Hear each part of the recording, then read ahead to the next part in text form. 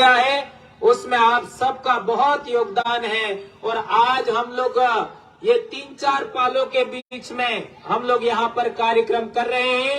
यहाँ पर हमारा कार्यक्रम जो वार्षिक कार्यक्रम था आदिवासी परिवार स्थापना का, वो यहाँ पर कार्यक्रम करने का था, लेकिन थोड़ा सा दुर्घटना की वजह से हम इसको कर नहीं पाए, इसलिए हम लोग आज कार्यक्रम कर रहे हैं।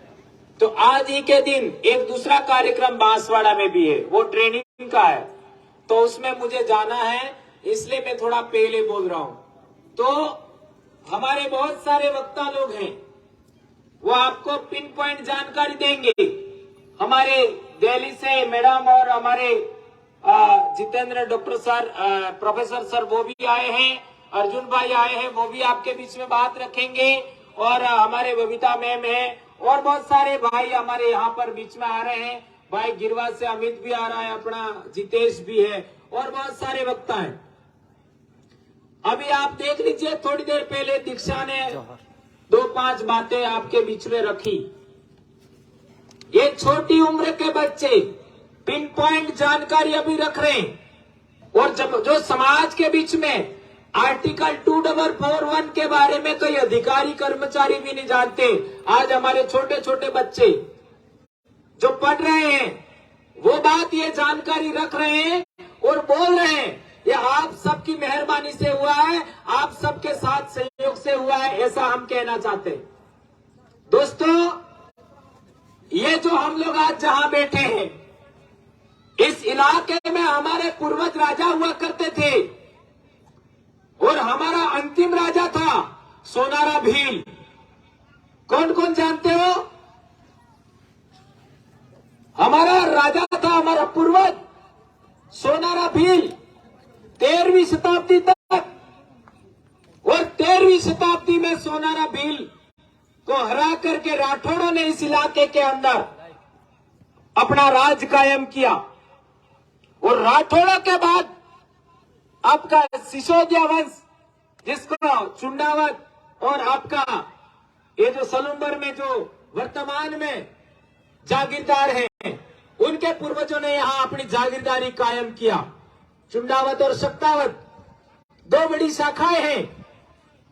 तो मेरे कहने का मतलब यह है कि चुंडावतों और सत्तावतों से पहले यहां पर राठौड़ों का राज था, और राठौड़ों से पहले किसका राज था? भीलों का राज था। और भीलों का अंतिम राजा कौन था? सोनारा भील। यह हमें नहीं भूलना चाहिए। आज भी सोनारा भील के नाम पर बहुत कुछ अवशेष है। उनकी पत्नी के नाम पर आपका मंदिर भी बना हुआ है, और वहां पर हमारे दायमा परिवार के लोग हैं, आज भी सेवा पूजा का काम करते हैं, ये आप सब जानते हो। वहां पर कुछ 1-2 साल पहले की घटना है, वहां पर हमारे आदिवासी धर्म ध्वजा चढ़ाने को लेकर विवाद हुआ था, और कई लोगों ने हमारे समाज को गुमराह किया कि हमारा ये ध्वज है, हमारा ये ध्वज है। अरे हमारे समाज में धर्म ध्वजा, जिसको हम लोग नेजा बोलते हैं, लेसनी बोलते हैं, वो कौन सी है ये पहले तो समझो। पूरे आदिवासी बेल्ट में आपका मारवाड़ से लगा करके, आपका अजमेर से लगा करके, आपका बॉम्बे तक चले जाओ, गुजरात से लगा करके ये गोंड आदिवासियों के इलाके तक चले जाओ, आदिवासियों का धर्म ध्वजा, आपका नेजा, आपका लेसनी एक जैसी है, एक जैसी लेसनी। गोंड आदिवासियों की लेसनी और आपका रामा पीर की लेसनी भी एक जैसी है। इस बात को हमें समझना पड़ेगा। हमारे पूर्वजों की लेसनी के अंदर सूरज, चंद्रमा और तारावली होती है। ये देख लो, यहाँ कहीं ध्वजा लगी थी, क्या ऊपर है शायद, ये देख लीजिए। उसके अंदर सूर्य भी होता है और चंद्रमा भी होता है, तारावली भी होती है। और ये 2 प्रकार का होता है।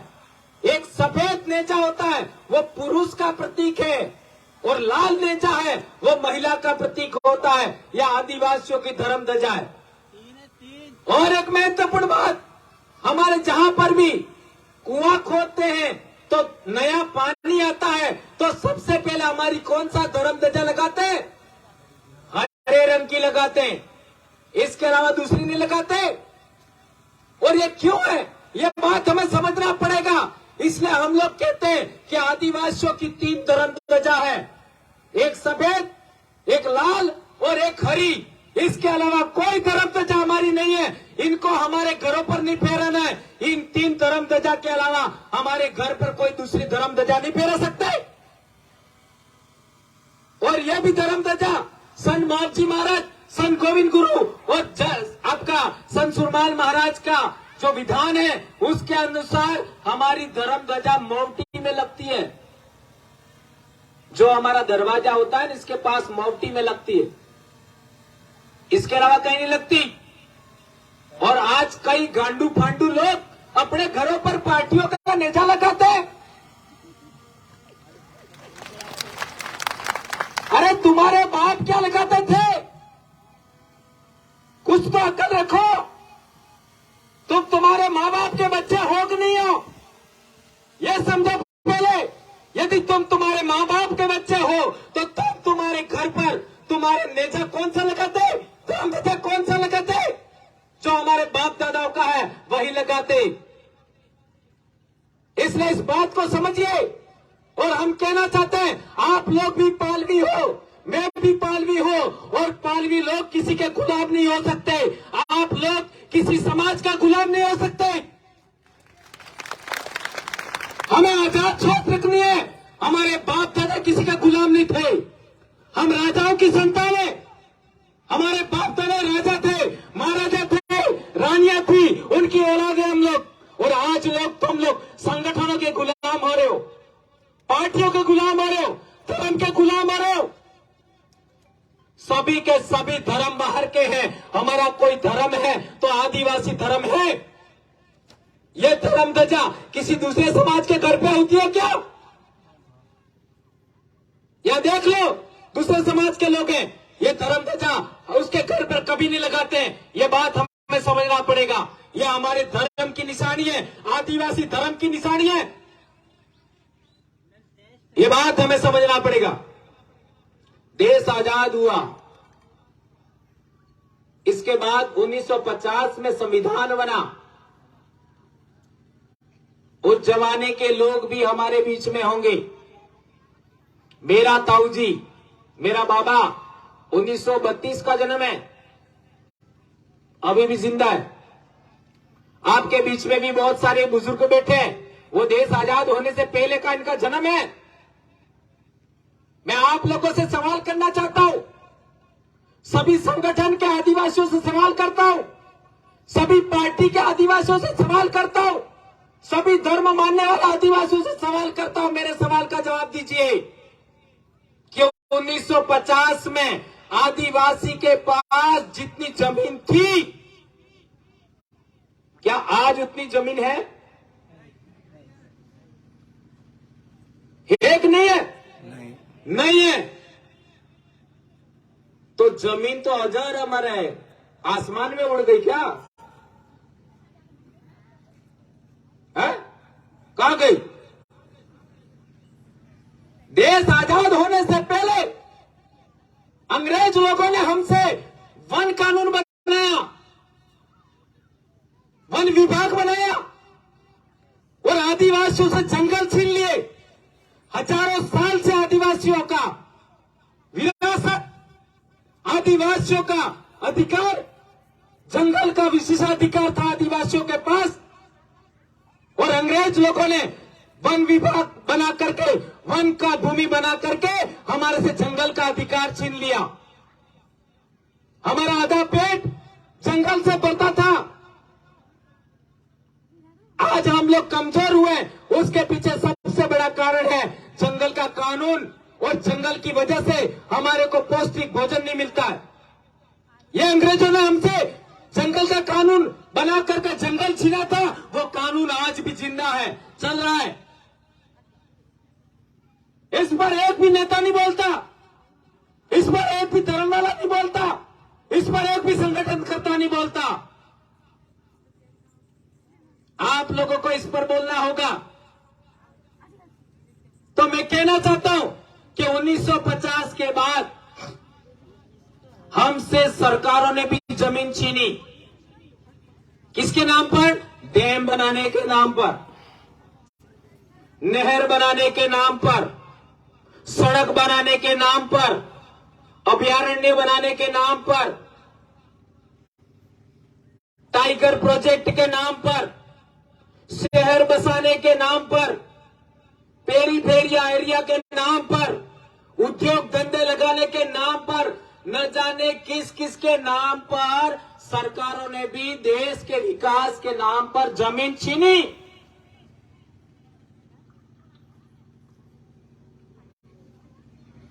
और तो और जमीन के अंदर खनिज संपदा निकालने के लिए कल परसों ही पेपर में आया था, भास्कर में, उठा करके देख लेना, कितना अरावली पर्वतमाला खत्म कर दी हरामखोरों ने।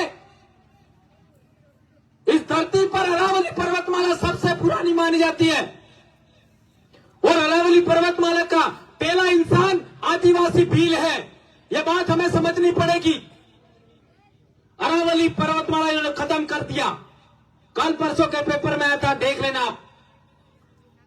तो ये खनन के नाम पर लगातार जमीन कम होते होते और कई लोगों ने जबरन छीन लिया हमसे, और आज की तारीख में हमारी जमीन कम हो रही है। और वेल विस्तार कम થઈ રહ્યો કે વધે? વેલ વિસ્તાર એટલે સમજમાં આપજો બાબા, તમે સમજમાં આપજો। હા, અમે 2 જણા થઈને 3, સમજમાં આપજો। तो वेल विस्तार तो વધે ने जगह कम थाती तो हमारी आने वाली पीढ़ियां कहां जाएंगी? कहां रहेंगे हमारे बच्चे? उनका घर कहां बनेगा? वो खेत खलियान कहां बनाएंगे? कहां रहेंगे? इसके लिए कोई बोलता नहीं है, तो हमें बोलना पड़ेगा, हमें सीखना पड़ेगा। इसलिए आपको पढ़ना होगा। या जितने बेटे बेटियां आई है, सबसे कहना चाहता हूं, हमें अच्छी से अच्छी पढ़ाई लेना है।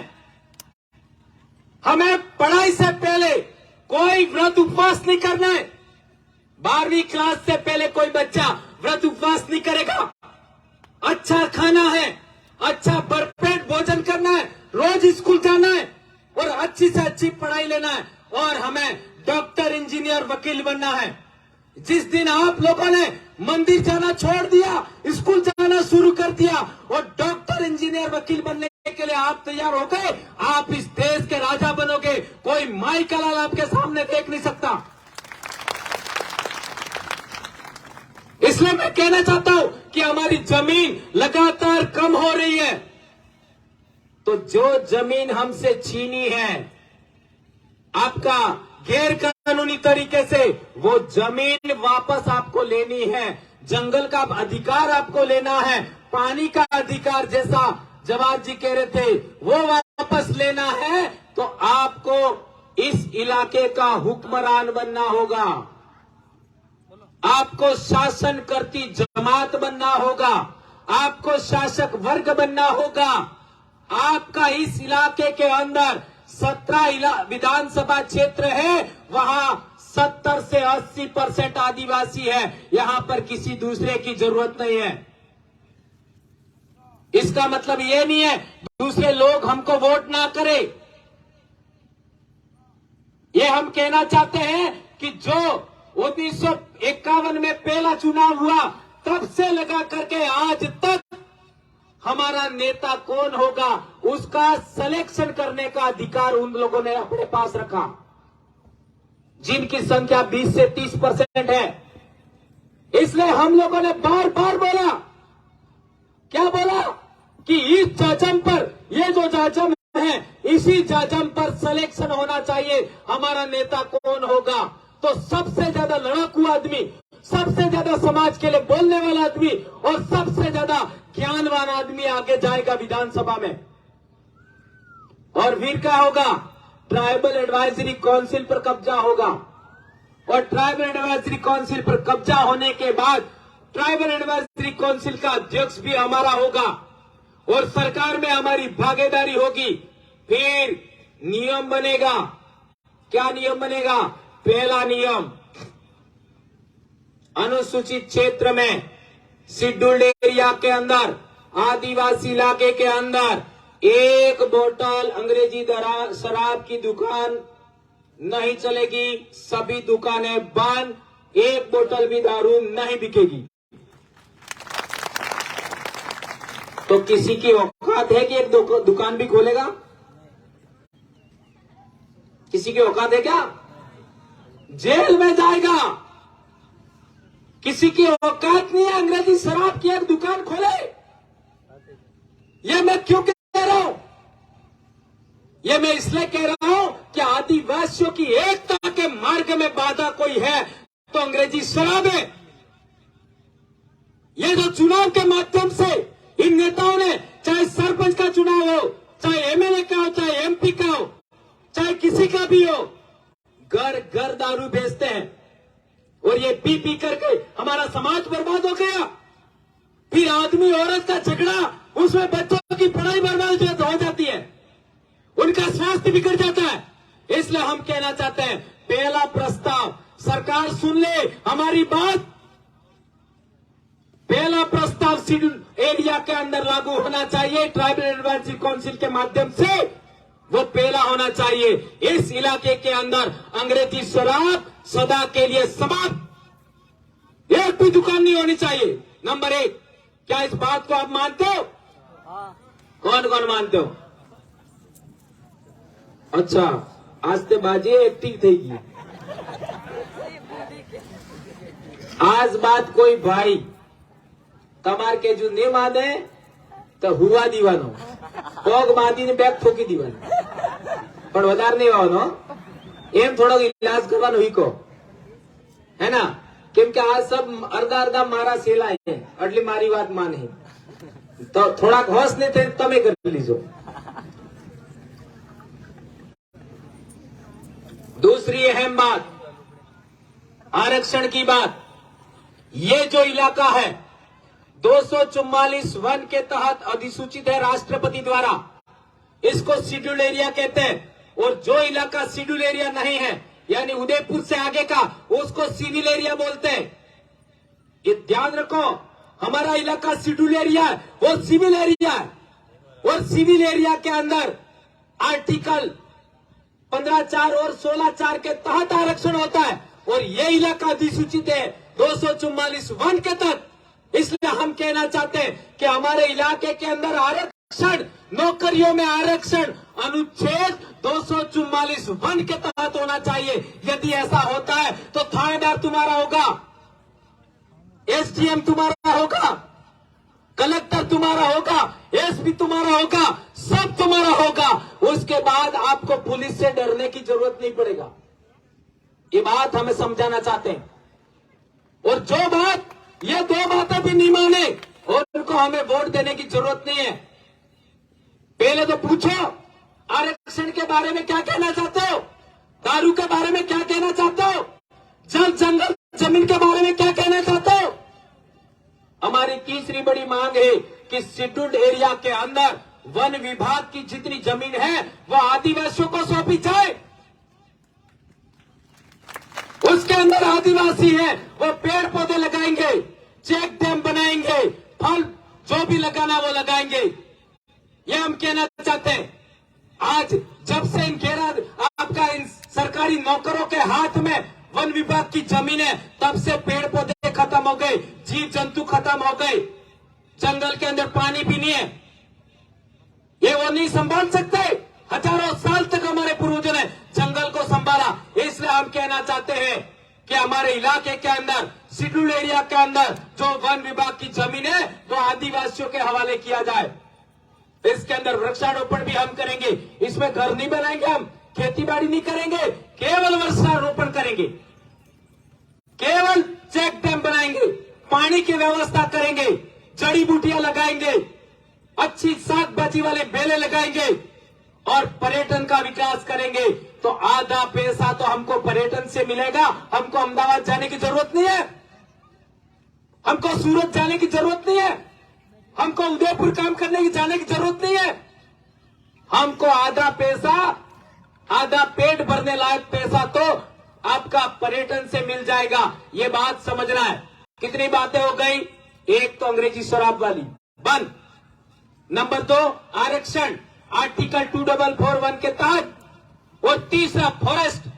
ये 3 बातें, जंगल की जमीन वाला अधिकार हमारा, ये 3 बातें जो भी हमारी बात मानता है उसके अलावा किसी को वोट नहीं देना है।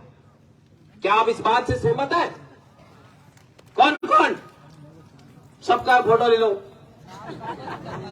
यदि गलत करे बे हाथ उसा करो। ये बात हमें ध्यान रखनी है। और एक इंपॉर्टेंट बात है कि हमारे इलाके के अंदर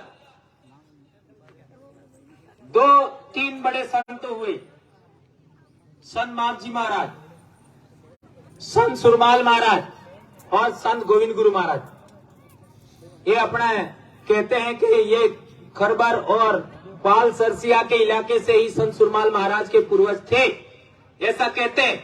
उस इलाके के कोई साथी है क्या? है क्या आसपास में, या आपका इलाका बिल्कुल पास में? वो हमारे पूर्वज थे, हमारे भील संत थे। संत मावजी महाराज ने भी दारू की बात किया, संत सुरमाल महाराज ने भी दारू की बात किया, और संत गोविंद गुरु महाराज ने भी बात किया। और उस जमाने के अंदर जो भील आदिवासी थे वो को जात का खाते नहीं थे। को जात हो क्या बात है? नहीं बताओ। आप भी पालवी हो, मैं भी पालवी हूं। हमारे इलाके में को जात के लिए कहीं कांति को बता दो। बीजो आदमी, बीजा समाज नो आदमी, बीजा समाज ने आदमी नो हाथनो नहीं खावा दो। तो तुम्हारे इलाका में वो હતો ने तो है था। पालों के लोग, पहली बात तो पाल की बेटी पाल में ब्याहते थे, पाल की बेटी गांव में ब्याहते नहीं थे। ये ध्यान रखो। गांव की बेटी पाल में लाई जा सकती है, लेकिन पाल की बेटी पाल में ब्याहते थे, क्योंकि बेटी की रक्षा जरूरी है, ऐसा हमारे पूर्वज मानते थे। और पालवी लोग किसी भी गैर आदिवासी के हाथ का बना हुआ भोजन नहीं खाते थे। और आज है, काल परसों उदयपुर में साटी खावा गया था ना?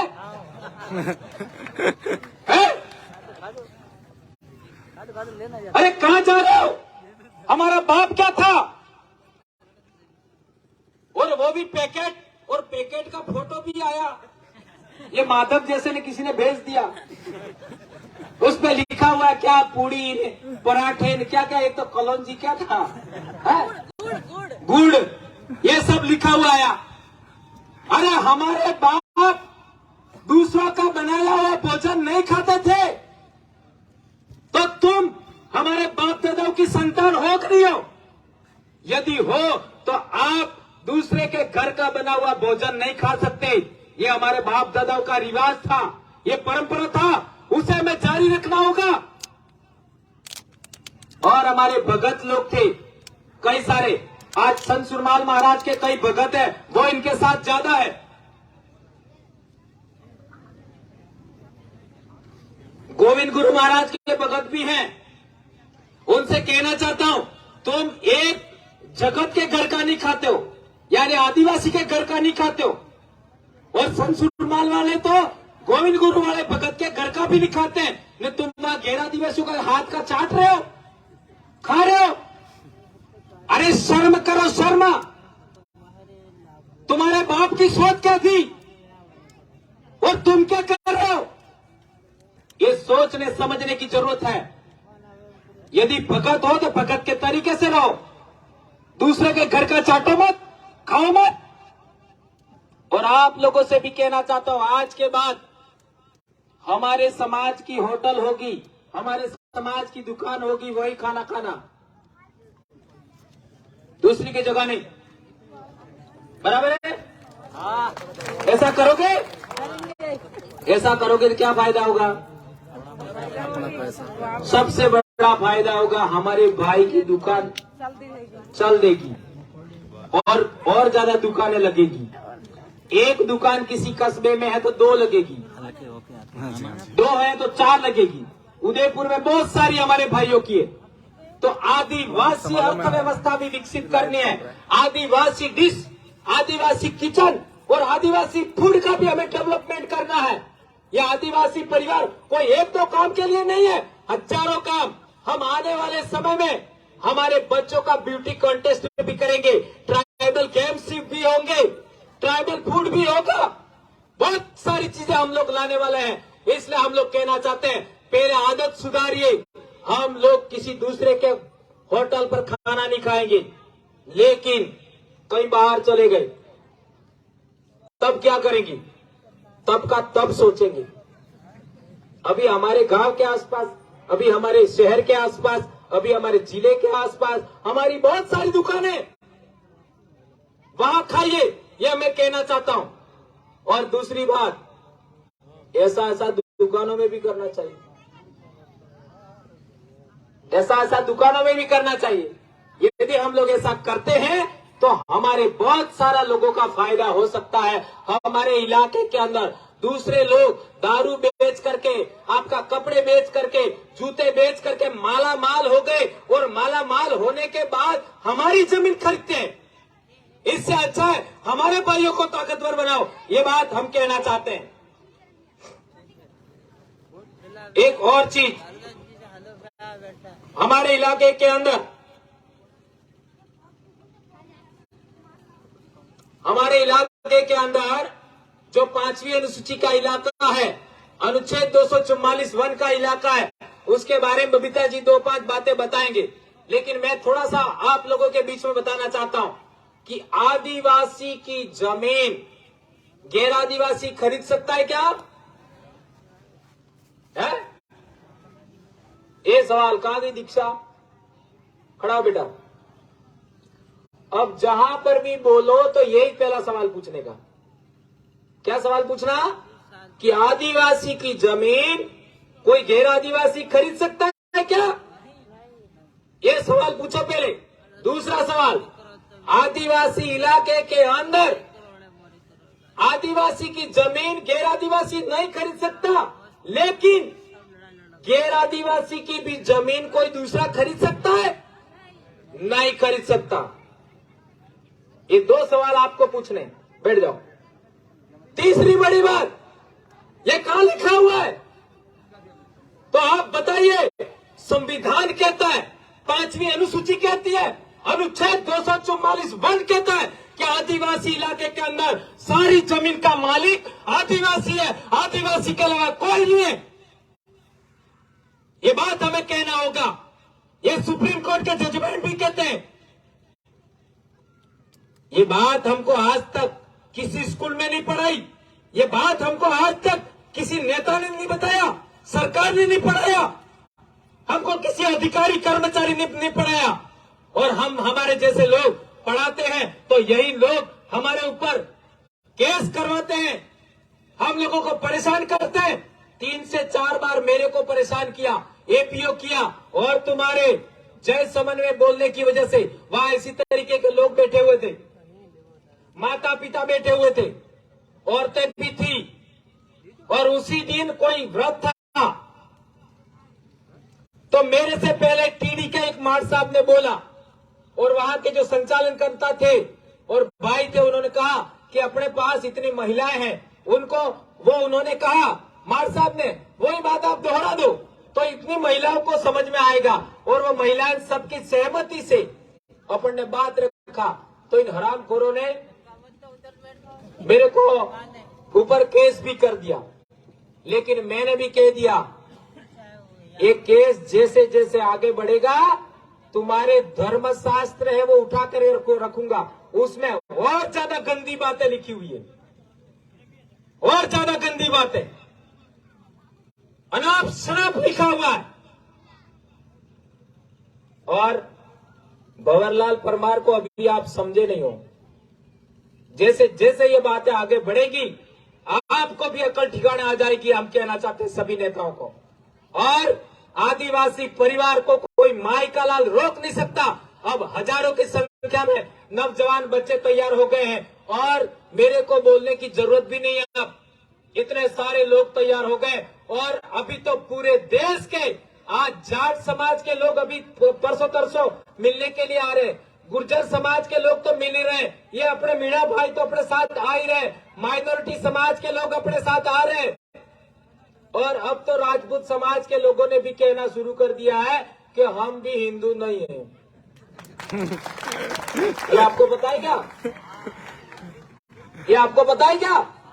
अभी हरियाणा उत्तर प्रदेश के राजपूत भाई कह रहे कि हम लोग राजपूत कौम यानी छात्र धर्म को मानते हैं, क्षत्रिय समाज को मानते हैं, चाहे वो मुसलमान हो चाहे हिंदू हो, हम एक कौम के लोग हैं, हमें एक साथ लड़ना चाहिए। अभी पिछले दिनों रैली हुई, हाँ, मुस्लिम राजपूत और हिंदू राजपूत एक हो रहे, और हमारे टटपुजिए नेता क्या बोल रहे कि हमारे आदिवासी लोग इस धर्म में चले गए, उस धर्म में चले गए, उनका डिलिस्टिंग करो। हमारा समाज का आदमी आदिवासी कैसे पैदा होता है? आदिवासी बाप भी होना चाहिए, आदिवासी माँ भी होना चाहिए, तब आदिवासी पैदा होता है। किसी को बाहर थोड़ी किया जा सकता है। अनुसूचित जनजाति के अंदर किसी को भी रखा जा सकता है, किसी को निकाला जा सकता है, और सरकार सर्टिफिकेट देती है। आदिवासी का सर्टिफिकेट लेने के लिए माँ भी आदिवासी होनी चाहिए, बाप भी आदिवासी होना चाहिए। तो हम कौन होते हो निकालने वाले? हमारे समाज के लोग यदि मुसलमान बन गए हैं, हमारे समाज के लोग आपका ईसाई बन गए, हम वापस लाएंगे। इसलिए आप लोगों के माध्यम से आपके इलाके में भी कहीं ऐसा हुआ हो तो सभी लोगों को मानगढ़ लेके आओ। हम लोग सभी लोगों को वापस भीली संस्कृति में, आदिवासी संस्कृति में लाने के लिए 15 जुलाई को बहुत बड़ा रैली कर रहे हैं, उसमें आप सब पधारेंगे, ऐसी मैं आशा अपेक्षा करता हूं।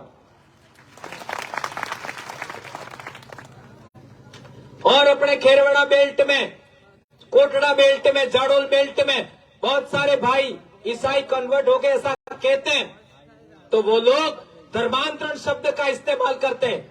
हम कहना चाहते हैं कि हमारा धर्म क्या था 1950 से पहले। जो लोग तुम इसका आपका कहते हो धर्मांतरण, उन वो लोग बदले हैं, दूसरा धर्म बदला है, तो भीली संस्कृति से बदला है। हम इनको वापस लाएंगे भीली संस्कृति में। इसलिए आप लोगों ने मेरी बात को सुना, अभी मुझे इमीडिएट बांसवाड़ा जाना है, इसलिए मैं निकलूंगा। और ये जो भाई हैं सभी भाइयों को सुन करके जाइए, और ये जो मैंने बातें आप लोगों को बताई उन पर अमल करिएगा, आगे बढ़िएगा। और एक बात ध्यान रखिए, व्रत उपवास बिल्कुल बंद, और जितना खाना उतना खाइए। बच्चों का वजन अच्छा होना चाहिए, 70-80 किलो बच्चों का वजन होना चाहिए, ये 30-40 किलो नहीं। 20 એકડનો કરી શકો, 15 એકડનો કરી શકો, और 11 એકડનો કરી શકો, પીપળો પૂજવાન એકડનો કરી શકો, શારતે અહીંયા ને લાડીવર પણને ઓળીવાળો એ કરી શકો, આના અલાવા નહીં। ठीक है, ફલડી आई आप जी, माकड़ी आई आप जी ने ટીકડી आई आप जी કરી કરીને આપણો સમાજ નસાડીને બરબાદ કરી નાખજો, ભૂખી રાખીને બરબાદ કરી નાખજો। ये सब बंद कर देना, ये बात मैं आप लोगों के बीच में कहना चाहता हूं। और अब तो सरकार भी चाहती है कि आदिवासियों के साथ बातचीत की जाए, ये बात भी समझिए। अब हमारा राजस्थान सरकार भी चाहती है कि दक्षिणी राजस्थान के आदिवासियों से बात की जाए, यह आप लोगों की मेहनत का परिणाम है। और हम बात करेंगे कौन से बिंदु पर? पहला बिंदु, हमारे इलाके में दारू शराब खत्म, अंग्रेजी शराब बिल्कुल बंद। दूसरी बात, हमारे इलाके में आरक्षण का मसला 244 वन के अनुरूप। और तीसरी बात, ट्राइबल एडवाइजरी काउंसिल का अध्यक्ष हमारा आदमी होना चाहिए। और चौथी बात, ये जंगल का अधिकार हमको होना चाहिए। ऐसी बातों पर हम बात करेंगे। ये सब चीजें हम लोग आने वाले समय में हमारे समाज की रक्षा के लिए करेंगे और आप लोग सभी साथ देंगे। और इन धर्म वालों के चक्कर में मत पड़ना, व्रत उपवास वालों के चक्कर में मत पड़ना, ये जो छोटे छोटे बातें करने वाले जो नेता नेतियां उनके चक्कर में मत पड़ना। ये बात मैं आप लोगों को कहना चाहता हूं। धन्यवाद। जय जोहर, जय आदिवासी, जय बल प्रदेश, जय भारत, जय संविधान, जय बिरसा मुंडा।